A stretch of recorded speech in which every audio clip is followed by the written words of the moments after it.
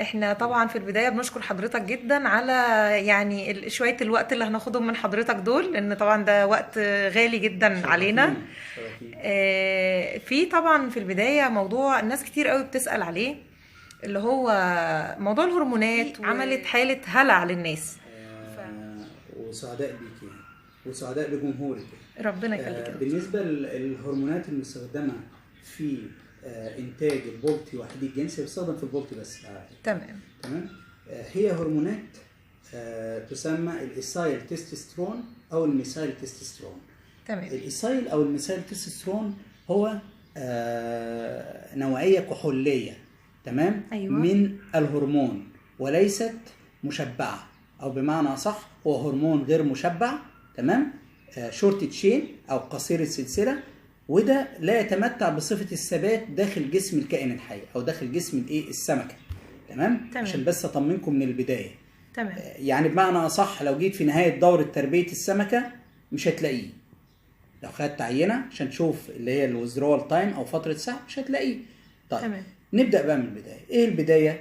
إن أنا عشان أزود إنتاجية اللحم في أسماك البلطي، تمام؟ معروف إن الذكور هي اللي بتحول لحم أكتر من الإناث، تمام؟ وبالتالي العلماء وجدوا إن استخدام الشورت تشين أو اللي بيسموها الميثايل تستوستيرون أو الإيثايل تستوستيرون قصير السلسلة أو الكحول أو النسخة الكحولية منه، تمام؟ بتؤدي لزيادة إنتاجية اللحم في الأسماك دي إذا استخدمت بالطريقة اللي بنتكلم عنها بتركيزات حوالي 45 مللي جرام، تمام؟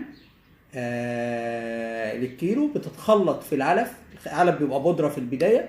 بيتخلط بيه الهرمون. لازم طبعا اللي بيخلط الهرمون ده بيلبس جلافز أو جوانتات، لأن احنا عارفين أصلا إن معظم الهرمونات على الإنسان ليها تأثير بتركيزها ده تؤثر على صحته طبعا. أكيد. ربما أمراض جلدية، ربما حاجات مش حلوة، الكلام ده كله.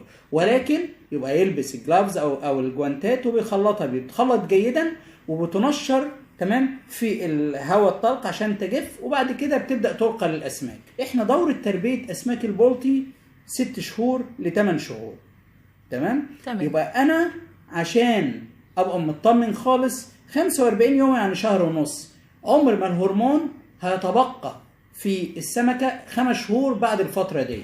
حلو. يعني حتى لو امتد لشهرين انت ما بتبقاش السمكة عند شهرين، لا ده انا ببيعها عند 6 شهور. وبالتالي بالخبرة وبتجارب بعض الناس لما جم خدوا بعض العينات من الأسماك دي وحلل ما لقاش بقايا للهرمون ده موجودة.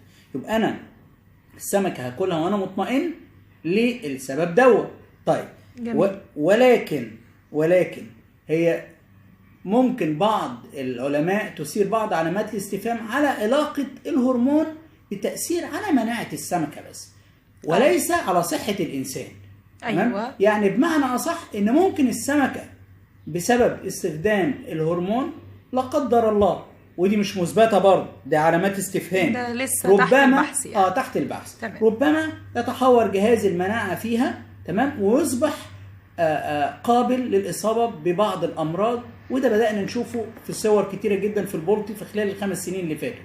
وده محتاج مشروع بحثي قوي جدا بتدعمه الدولة أو جهات بحثية كثيرة، وربما معها جهات دولية، عشان نوصل عالميا هل استخدام الهرمون لتأثير على جهاز المناعة في الأسماك، تمام، أم لا.